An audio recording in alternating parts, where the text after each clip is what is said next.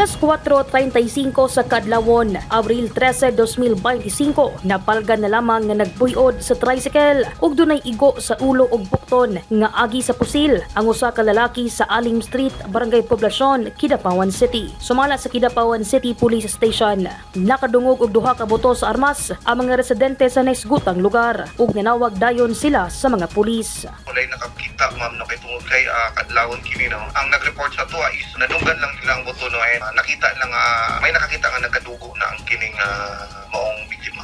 Ila sa mga pulis nga si Ruel Duya Madrigal, 54 anyos, habal-habal driver nga nagpuyo sa Matalam, Cotabato. Gideklara kini nga dead on arrival sa doktor. Subay sa investigasyon sa kapulisan, aduna na silay person of interest ug personal nga away ang gitutukan karon nga motibo sa krimen.